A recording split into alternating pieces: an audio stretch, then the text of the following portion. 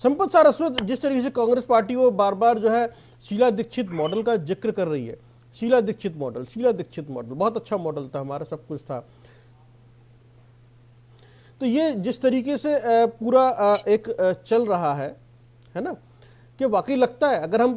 दिल्ली की राजनीति का इतिहास उठाकर देखें तो जिस तरीके से कांग्रेस पार्टी के ऊपर भ्रष्टाचार के आरोप लगे, यदि हम 1975 से 77 के बीच की स्थिति देखें तो एक नुकसान हुआ सा हमने देखा। जब राजीव गांधी थे, स्वर्गीय राजीव गांधी प्रधानमंत्री, और बोफोर्स वाला भ्रष्टाचार का आरोप लगा तो कितना नुकसान हुआ। आप देखें दिल्ली की राजनीति में आधे पे सिमट के रह गई थी कांग्रेस पार्टी। और उसके बाद जब अन्ना हजारे का आंदोलन आया तो हमने देखा किस तरह के हालात हो गए। तो भ्रष्टाचार के आरोप जो है कांग्रेस पार्टी पर लगे थे, उसके बाद ही तो ये अरविंद केजरीवाल सत्ता में आए थे, जो एक सभी के ऊपर आरोप लगा रहे थे, जन लोकपाल का जिक्र कर रहे थे, कट्टर ईमानदार पार्टी की बात हो रही थी, सब कुछ हो रहा था,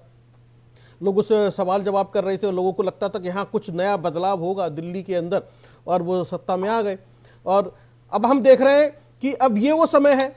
जब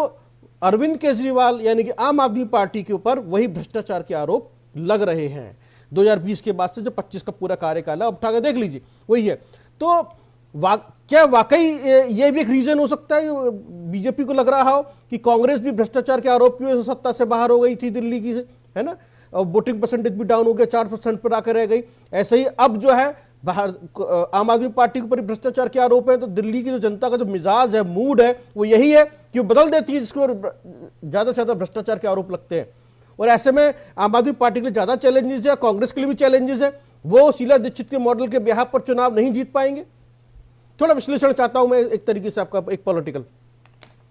देखिए अजय जी, क्या है ना कि आम आदमी कांग्रेस के ऊपर भ्रष्टाचार के आरोप नहीं है, कांग्रेस तो भ्रष्टाचार के अंदर लिप्ती है पूर्ण रूप से। 56 वर्षों का इनका आजादी से लेकर अब तक के 56 वर्ष के कार्यकाल में आप उठाकर देखिए, 56 के 56 वर्षों में कोई ऐसा वर्ष नहीं गया जिस वर्ष में कोई बड़ा घोटाला इन्होंने नहीं किया हो। तमाम घोटाले, चाहे बोफोर्स को लीजिए, 2G, 3G, 4G, 5G, जीजाजी, तमाम प्रकार के जो घोटाले हैं वो कांग्रेस के द्वारा हुए। लेकिन अब जब कांग्रेस अपनी पूर्ण रूप से जमीन दिल्ली के अंदर खो चुकी है, तो सिवाय एक दूसरे के ऊपर आरोप लगाने के कोई इनके पास कोई मुद्दा है ही नहीं। कांग्रेस तो इस दिल्ली के अंदर पूर्ण रूप से मुद्दा विहीन होकर चुनाव लड़ रही है। लेकिन अब हम आते हैं आम आदमी पार्टी पे, तो कहीं ना कहीं आम आदमी पार्टी की, देखिए कोई भी नई पार्टी जब सत्ता में आती है, सत्ता में चुनाव के लिए चुनाव लड़ती है, तो वो अपने वादे करती है, घोषणाएं करती है, तो जनता एक बदलाव की दृष्टि से, अन्ना हजारे जी का जो आंदोलन था, उस आंदोलन में कहीं ना कहीं शीला दीक्षित जी के घोटालों से